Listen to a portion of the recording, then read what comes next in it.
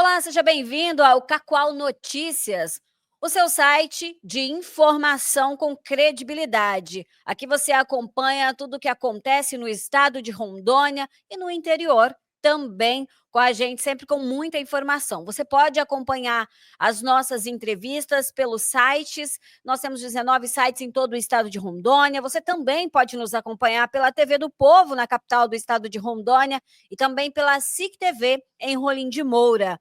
Hoje a nossa entrevista é com o senador Confúcio Moura. Confúcio, muito obrigada por ter aceitado, participar da nossa entrevista. E vamos falar, nessa entrevista de hoje, sobre a visita do presidente da República ao estado de Rondônia. É uma satisfação estar sendo entrevistado por você, Samara de Souza. É uma alegria poder prestar essas informações ao povo de Rondônia.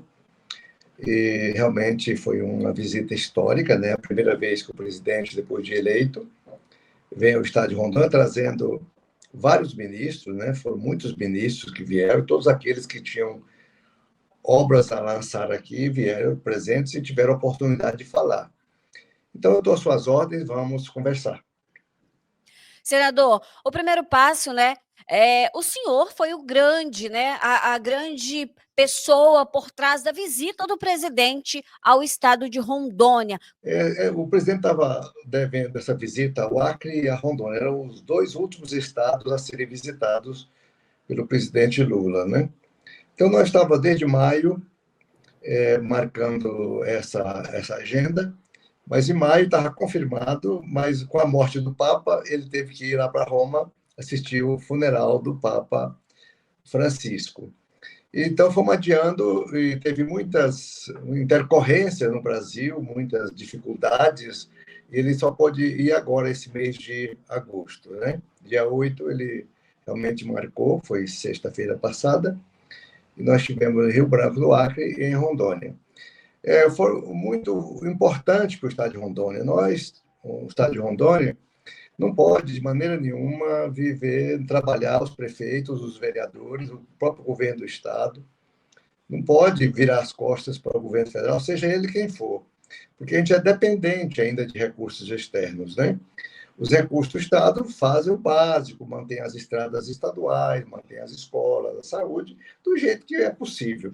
Mas dinheiro novo para fazer obras de relevância, construção de habitação, uma ponte binacional, investimento em energia para todos, em todos os cantinhos do estado ter luz, agora sob a forma de energia solar, né, fotovoltaica, e outras obras também muito importantes em Rondônia, que são os conflitos de terra, que nós apresentamos uma lei e o presidente assinou um decreto que vem regulamentar esta lei, que vai ajudar muito na regularização de muitas propriedades em Rondônia e no Brasil inteiro.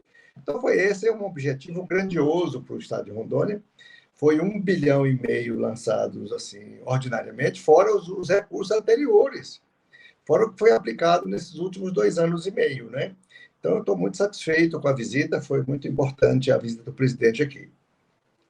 Corrigindo a minha fala, é mais de 1 bilhão, né? Eu falei 1 bilhão, é mais de 1 bilhão. É 1,5 bilhão. Isso mesmo. Exatamente. Tem também vocês assinaram também, uma ordem de serviço para um hospital na capital. Esse é o hospital universitário que nós tem no Brasil apenas 3 estados que não têm hospital universitário. Tem faculdade de medicina, mas não tem um hospital universitário para os alunos fazerem seus treinamentos e as suas especialidades. Então, agora, com a participação do prefeito Léo Moraes, que está investindo recursos importantes na aquisição de um hospital privado para funcionar mais rápido. Após essa fase inicial, eu mesmo já coloquei 36 bilhões para a reitoria da Universidade de Rondônia, e o governo federal vai pagar a conta de todos os enfermeiros, todos os técnicos de enfermagem, pessoal administrativo, médicos. A manutenção do hospital será toda feita pelo governo federal, pelo Ministério da Educação, através de uma entidade mais ou menos fundacional, chamada EBSER, Ela que contrata, ela que paga bem os profissionais, justamente para prestar um bom serviço. Então, feita essa etapa, cumpridos esses prazos, o hospital adquirido pela Prefeitura de Porto Velho é pequeno, de 70 leitos, e um hospital universitário deve ter, no mínimo, 150 leitos. E o hospital adquirido não tem a estrutura de escola, é um hospital privado, né? Então a escola tem que ter salas de debate, salas para sessões clínicas. Então tem uma necessidade de ambientes adequados para ensinar os jovens médicos. Então o hospital será ampliado, vem dinheiro novo para ampliação deste hospital. Entendi. Então, no caso, esse hospital ele terá que ser feito aí um novo projeto, uma ampliação, para que ele consiga, para que o presidente, né, consiga aí auxiliar nesse hospital universitário na capital do estado de Rondônia, é isso, né? Exatamente, mas ele adquirido já pode começar a funcionar. Já Olha pode, só que a bacana. universidade já pode tomar conta do hospital e já começar a ir atendendo aí no hospital menorzinho mesmo, improvisado, enquanto ela faz as expansões, as ampliações que vão demorando, né? Depende da maneira da construção. Se for construção com tijolo a tijolo, demora muito. Se for Verdade. um pré-moldado, como é o Hospital do Amor, e muitas obras, como todos esses mercados, essas lojas Sim, grandes que tem aí, a Havan faz um prédio em 6 meses, ele está pronto. Né? verdade. É assim, tem muitos, por exemplo, os supermercados de Rondônia, todos são feitos assim muito rápido, porque eles são pré-moldados, né? E com materiais muito seguros, e o hospital é muito bom. Eu fiz, quando governador, 2 obras pré-moldadas em Porto Velho. Até hoje está lá maravilhosamente bem. Já tem mais de, nem sei quantos anos, mais de 12 anos atrás, e eles estão perfeitos, sem nenhum problema, né? Então, o Hospital do Amor é um exemplo lá em Porto Velho, como funciona um hospital bonito, construído muito rapidamente. Então, a reitora vai ter essa liberdade, até aconselhar ela a fazer um pré-moldado, bem rápido, para poder acelerar a obra final do Hospital Universitário de Porto Velho. Outro assunto bem comentado é sobre a ponte, né, que será construída. Qual será o benefício da construção dessa ponte para o estado de Rondônia?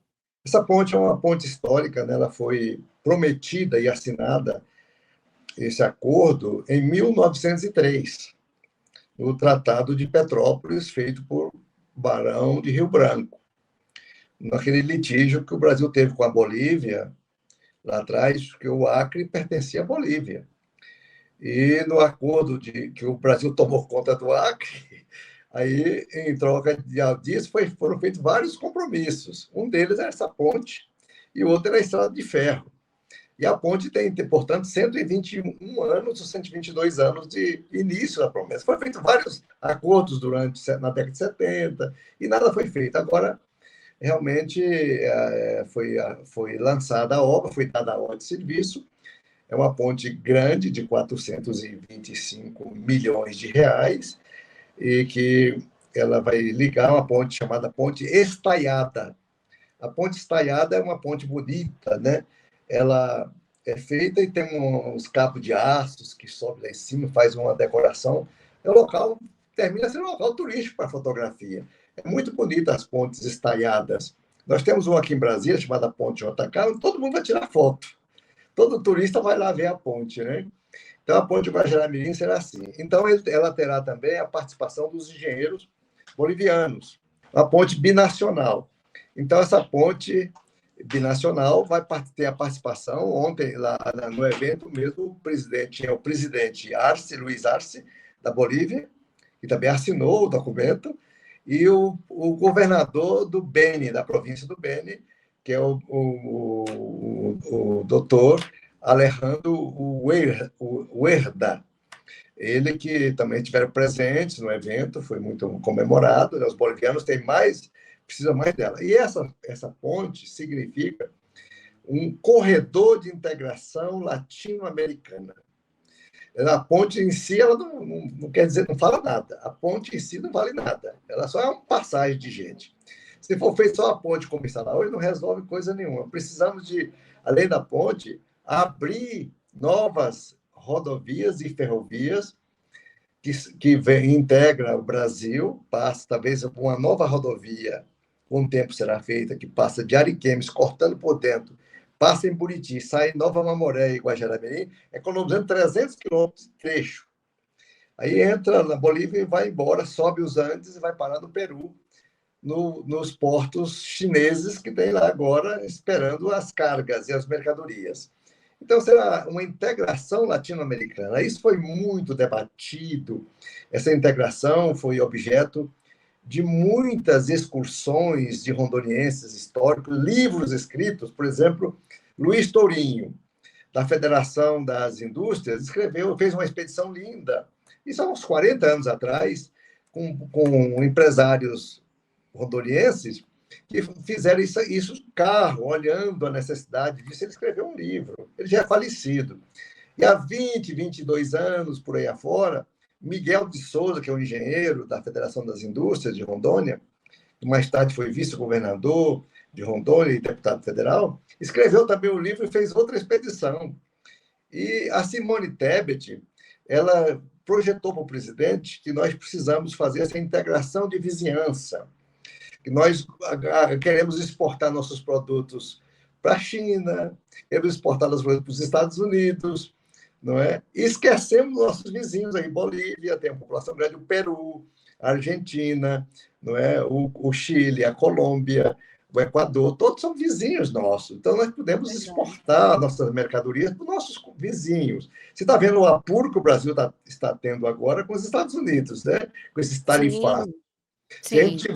Nós temos que abrir novos mercados. E essa integração latino-americana, ela integra o Brasil com a América. E você olhar no mapa de Rondônia, se olhar o mapa da América do Sul todinha, com muita atenção, você vai ver que Rondônia é o coração da América.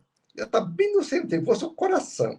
Se você esticar o braço direito na direção do Rio de Janeiro, do Atlântico, você estica o braço esquerdo na direção do Pacífico, Rondônia está no meio. No meio dos dois ali, é só uma passagem, é maravilhoso. Então, essa integração, essa ponte será o início de uma grande integração, o início de um grande movimento comercial. Então, eu acho que ela vai dar excelentes frutos para o futuro. Quem viver, verá. Verdade. Senador, o senhor falando é muito importante, a gente consegue ver assim um desfecho muito bom e positivo, né, para o Brasil e principalmente para nós, né, rondonienses. Mas outros grupos políticos, o senhor sabe que a gente está num momento que tudo o que acontece, o que é notícia, ele vira um verdadeiro disparate político, né? O senhor pode ter acompanhado nas redes sociais que a visita do presidente da República a Rondônia e Acre gerou muitas especulações. E grupos opositores, eles dizem que toda essa movimentação, construção, benefícios, né, emendas parlamentares vindo para cá, emendas federais vindo, né, para Rondônia e para o Acre, não passa de uma articulação política, né? Um futuro aí para dizer, olha, eu estou aqui, estou trabalhando, estão me vendo? Esses investimentos são reais. Aí mesmo em Rolim de Moura, vocês podem dar uma voltinha na cidade, falar com o prefeito Aldo e vai mostrar para vocês construções de habitação feita agora com o governo, já está em obra, ele não foi lançado agora, já está fazendo. Lá em Cacoal, tem 300 casas prontinhas para ser entregues. Estava parada há muitos anos, entregue graças ao nosso trabalho e dinheiro novo que investiu ali. Lá em Ji-Paraná, tem 1.456 apartamentos que estava parado há muito tempo. Vai terminar agora no fim do ano. Então, não é demagogia. São obras reais que vai servir a todo mundo. Por exemplo, tudo que se faz, uma obra como essa, essas obras anunciadas, elas irão beneficiar o povo em geral, sem ideologia. Atende à direita, atende à esquerda, atende de centro. E existe esse momento brasileiro de uma polarização política muito desagradável. Essa polarização prejudica muito, mas é o falatório, não é político, é a função da democracia permite a crítica e permite a manifestação em contrário, a gente sabe que existe, mesmo se não tiver razão nenhuma, é justificado ouvir desaforos e ouvir também crítica. E havia também outras falavam, isso é demagogia, porque está chegando perto da eleição. Não é.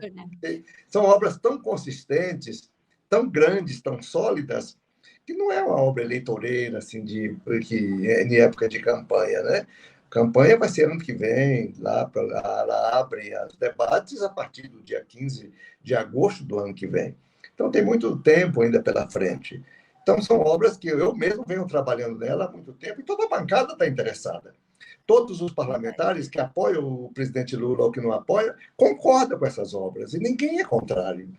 Uns falam por falar, criticam por criticar, que o momento brasileiro, esse momento, está muito tenso, está muito difícil para todo mundo, né? Está muito difícil governar.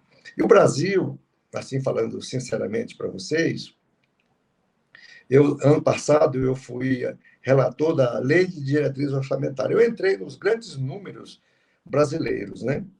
Eu te digo o seguinte, seja quem for o presidente, o Lula já vai, esse mandato dele já é muito diferente dos dois outros.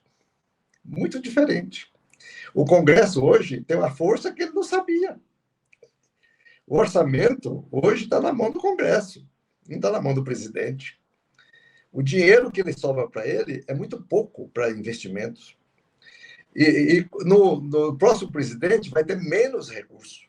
Eu nem sei como é que eles vão fazer. Em 2031, quando vier o presidente subsequente, ele não governará se não fizer uma grande reforma. Vai ficar mais ou menos como a Argentina. O Milei entrou lá e fez um pacotaço, um decretaço assim, gigantesco, e colocou lá, e foi uma gritaria danada, mas chega o ponto de fazer isso. A Grécia, em 2010, teve uma crise terrível, terrível. E ela, desses 15 anos, conseguiu sair razoavelmente da crise, mas eles cortaram até salário. A aposentadoria cortaram pela metade. Foi um chororô geral. Mas agora já está voltando à normalidade, porque ele afundou. Né? Assim também, a gente viu o Portugal. Né? Portugal teve uma crise terrível. Lá, uns 15 anos, 20 anos atrás, passou mal. Hoje, Portugal está muito equilibrado. Né? Muito bom. Então, o Brasil vai ter que entrar mais cedo ou mais tarde, seja quem for o presidente, ele encontrará dificuldades. Então, para isso, é bom que eles vão se preparando para as grandes e necessárias reformas, porque vai precisar. Tá certo. Senador, eu tenho duas perguntas para o senhor. A primeira é, nós sabemos que, além do Brasil estar em toda essa artimanha política, né? Muita confusão na política, só se fala em direita, esquerda, as pessoas estão esquecendo, né? O restante, que ainda existe outras, né? Outras categorias ali, existe o centro, existe o meio, existe outras categorias políticas, né? O estado de Rondônia, politicamente falando, ele também está num momento bem delicado em relação à política devido ao governo do estado, né? De toda essa confusão de exonera fulano e tira o vice, não quer o vice, coloca para cá, né? Na visita do presidente Lula, o governo do estado, ele foi omisso. Ele não participou, ele mandou lá o seu vice, né? Ficou meio que não vou porque estou passando mal, ou não vou porque não quero receber o presidente. Como que o senhor viu isso? Nos bastidores, o que chega para nós sempre é o quê? Não, o governador ele se omitiu, ele não quis ir porque ele não quis mesmo receber o presidente. O senhor acredita nisso ou o senhor ainda acredita que realmente ele não foi por impossibilidade? O governo federal tem recebido muito bem o governador aqui em Brasília. Ele é muito bem recebido pelos ministros, o seu secretariado muito bem recebido por todos, não é? E o governo não tem feito nenhum boicote a Rondônia, de maneira nenhuma. Talvez ele não tenha ido por questões políticas mesmo, por questões de foro íntimo, questão que ele tem uma obediência, um respeito muito grande pelo ex-presidente da República, né, que agora está passando por uma prisão domiciliar, ele não quis dar essa oportunidade, assim, uma fidelidade, demonstrando um respeito ao seu seguidor, ao seu líder verdadeiro, que é o ex-presidente da República. Então, ele não compareceu por esse motivo, talvez, né? Não sei se foi doença, não me interessa isso. Importante que lá no Acre aconteceu o contrário, o governador estava presente. O governador acompanhou o presidente, né? O governador falou no seu discurso, o governador conversou em particular com o presidente, tem as suas demandas pessoais, além das demandas federais que foram jogadas e investidas no Acre, o governador teve conversas privadas, né? E ele é adversário, ele é de oposição, mas foi, né? Por causa do traquejo, ele já foi senador, ele já foi anteriormente em outros cargos, ele já tem uma habilidade maior na política, né? Então, é isso, a política não pode guardar ressentimentos, ele não pode virar as costas para nós somos uma federação. O presidente Lula, o ex-presidente, o Michel Temer, o FHC, qualquer outro presidente, ele preside a união de estados, né? Então, o Brasil é governado por seus governadores, mas dentro de uma federação, né, de estados unidos e municípios. Então, não existe essa de deixar Rondônia de fora de nada. Então, porque ela faz parte do concerto, do conceito administrativo do Brasil, República Federativa do Brasil. Quer dizer, uma federação, uma união de todas essas autoridades municipais, estaduais e federal. Senador, nós vimos que também durante a visita do presidente da República no estado de Rondônia, ele mostrou muito respeito pela sua pessoa, né? Ele mostrou gratidão também. E nós vemos aí várias articulações para o governo do estado. Tem o Hildon, né? Tem o Fernando Máximo e outros nomes que estão aí já se mostrando que vão concorrer, né, a uma vaga para o governo no ano que vem.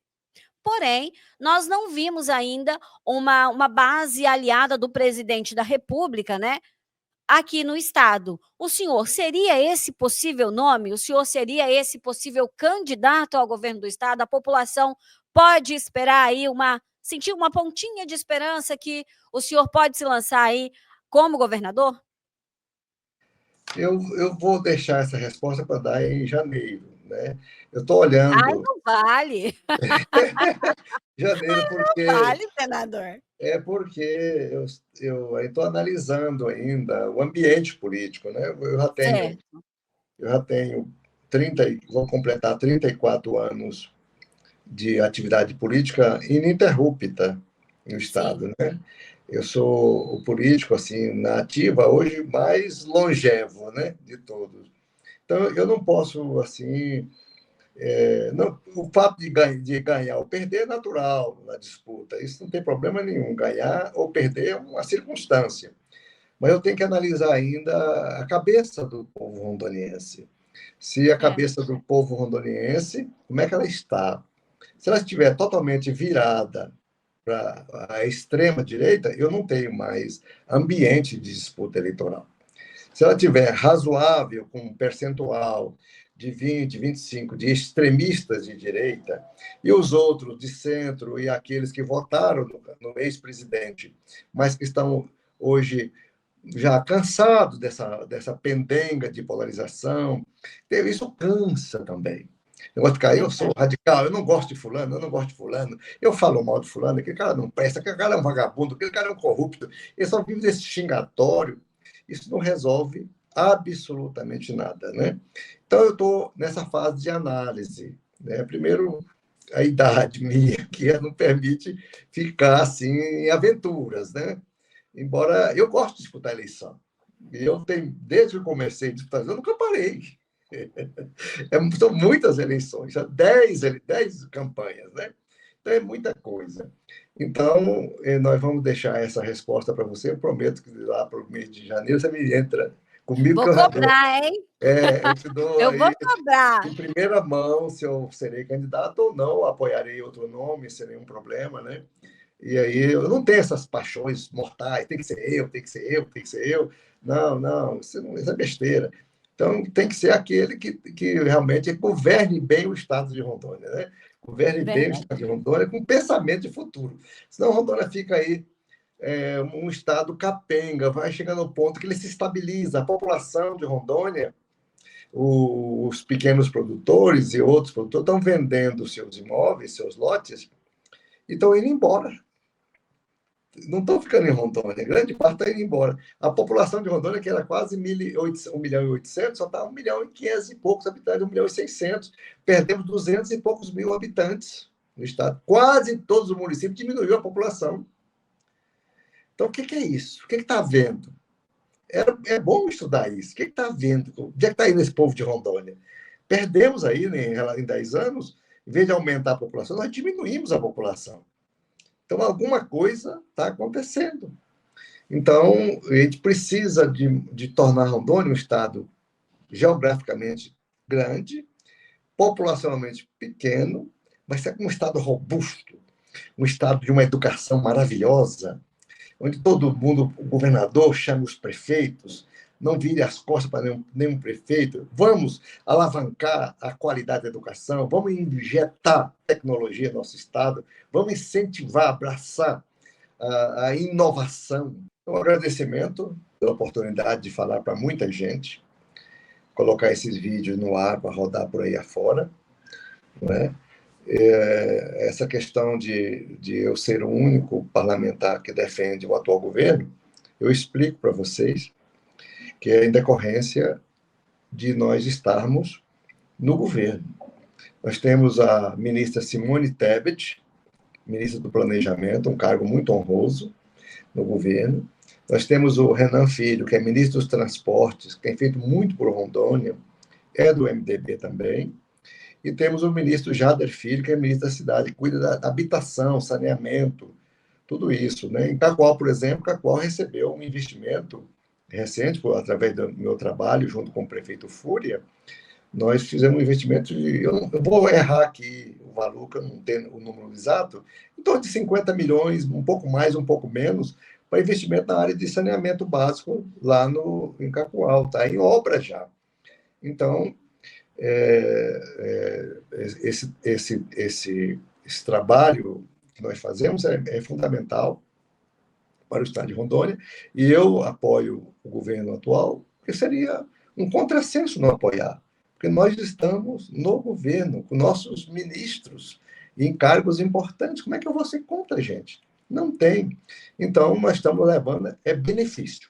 Meu trabalho aqui leva entregas, levar entregas para Rolim de Moura, entregar coisas boas para Cacoal, entregar em Pimenta, em Espigão, em todos os municípios grandes e pequenos. Esse é o meu trabalho. Isso que eu faço aqui.